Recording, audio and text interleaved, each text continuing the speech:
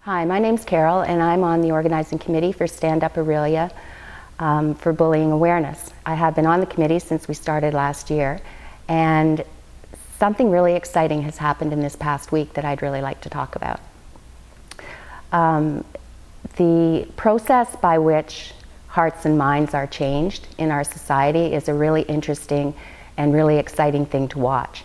In 2007, 2 high school students, I think it was in Nova Scotia, witnessed a grade 9 student being bullied because he was wearing a pink shirt. What they did was brilliant and very brave. They decided that that wasn't acceptable to them. They weren't going to accept that kind of behavior anymore. And they went out and they purchased 50 pink t-shirts. They brought them back to school, they handed them out, and the next day, when that student who was bullied came to school, he saw a sea of pink t-shirts, and the bullies were never heard of again. That small action, and it wasn't a small action, actually that large action, was picked up by national news, and it went all over the country. And as a result, people started talking. Other individuals started talking. And then individuals started to form into groups, and they started talking. And they started to say, yeah, we agree, this kind of behavior is not acceptable. And some of those groups decided that what they would do is lobby the government to actually create legislation to enforce behavior that we think is acceptable and to make sure that there's consequences, legal consequences for behavior that we don't think is acceptable.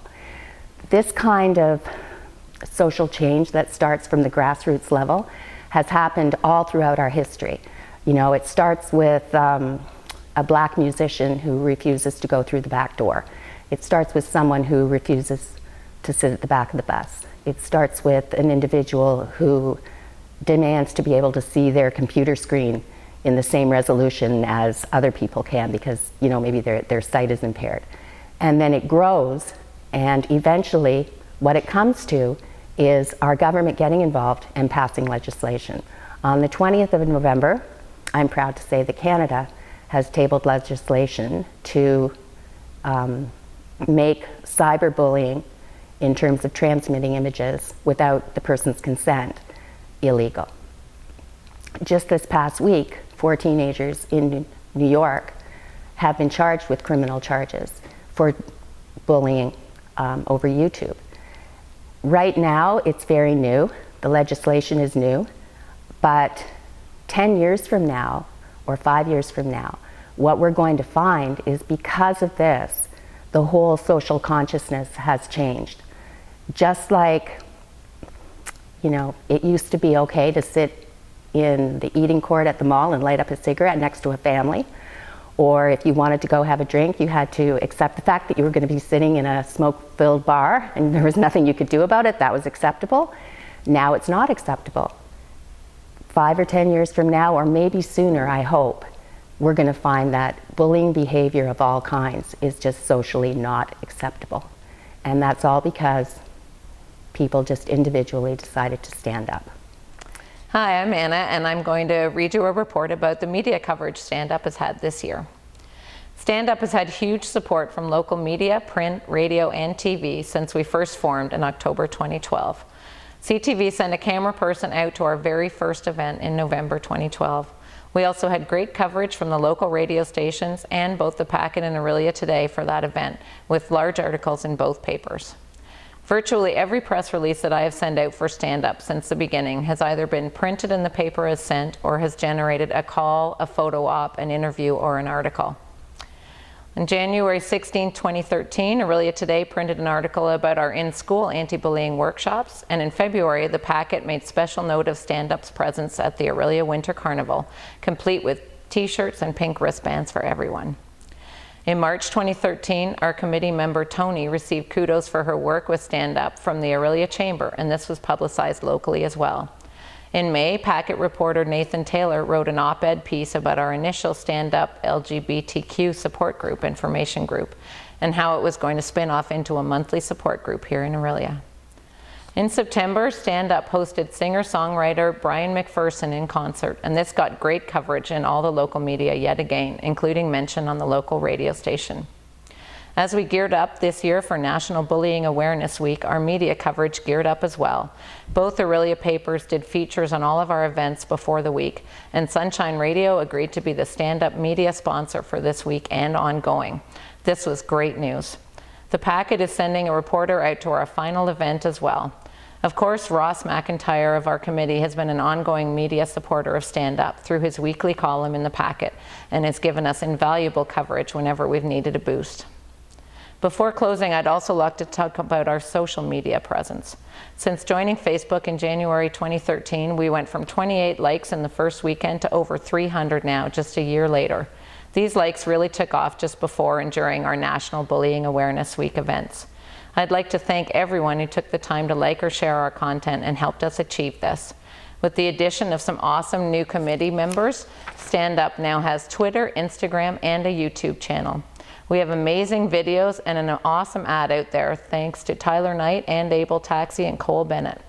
Our presence all across both mainstream media and social media is becoming a force to be reckoned with, and we're certainly the main players in Orillia National Bullying Awareness Week this year.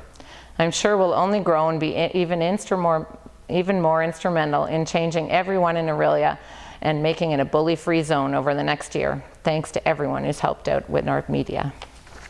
Hi there, my name's Ross. I'm a member of the Stand Up Orillia Against Bullying Committee.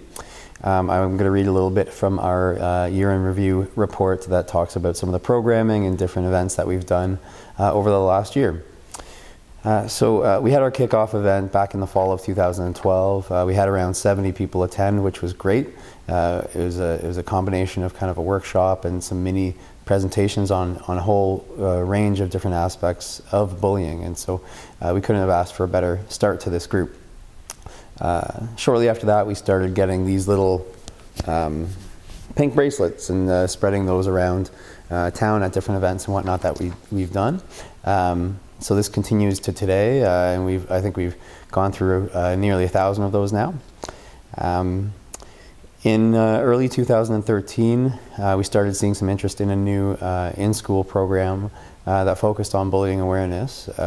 We've run that program with over 500 kids locally now, and by the end of this year, there'll be nearly 1,000 kids that we've run that program for, which is incredible. It's always great to be in the schools and running that sort of program. We had a presence at Winter Carnival that had games, and we had a table, and we had people signing a anti-bullying oath, and we got a ton of signatures and a ton of support from the community at that Winter Carnival event as well. During the March Break program, we did a day of bullying awareness programs with the Boys and Girls Club of Orillia. It was great to get to that part of the population, and they had a blast as well. So if they could come away learning some stuff, but also having a really fun time, that's kind of a key aspect of a lot of our programming. In the spring, we had our Opening Doors event, which was had an LGBT focus and its relation to bullying. Again, we had a great turnout of probably around 60 people. And this did launch a spin-off group that does continue to meet regularly, a monthly basis at the library. In summer of 2013, Bridget Gohl came to us with an idea about a Romeo and Juliet production that sort of had a twist on it, though. Instead of focusing on the traditional kind of romantic parts of this production, she wanted to focus on the violence and the bullying that happens within this production. So she has received support from us, as well as a lot of support from the OPP. And that is actually in the process of being filmed right now, and that's something that will be spread around, so we're really happy to be involved with that. In the fall of 2013, Brian McPherson concert happened at Arban Hall. He's a very passionate singer-songwriter. He wears his heart on his sleeve, and you can really see how the experiences of his life have affected him and have informed his music. And so he was a great fit for this group, and we had a great turnout for that, and it was a great way to kick off this school year with such a high quality artist. And there's excellent video coverage and photo coverage of that as well. Then, after that concert, which happened in September, we started switching gears towards National Bullying Awareness Week, which was November 17th to 23rd of 2013. It was the first time we had run this week, and so we wanted to keep it realistic, but we also wanted it to be relevant to the goals of our group. So we planned a week's worth of different events, all free, all accessible to any age, and we had an incredible time with this, and especially for a first year, we were really overwhelmed by the support we received both online and from media and from most importantly the people that came out to those events. Also, after a year of this sort of thing, it really the success of these things really highlights just how dedicated the volunteer group is in putting these events and this awareness campaigns together, and so there's a really huge thanks that should go out to anyone that's been involved on an organizing level, and again, anyone who's been involved even just by liking something on Facebook or by coming out to an event and sharing some thoughts. The idea of sharing your own personal thoughts and messages around bullying is so key to eliminating it. So huge thanks for that. The National Bullying Awareness Week also included a commercial sponsored by AWOL Taxi and put together by Cole Bennett. This was a great way to kick off the week.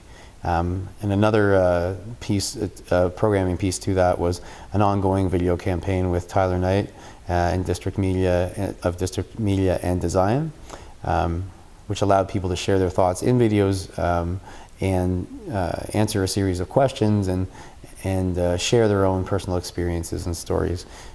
So huge thanks to Tyler for that, because that's a way that this led to a collection of these videos that people can see from anywhere, literally around the province, the country, the world, and sharing those voices is a key part to people getting behind this issue. So thanks for that.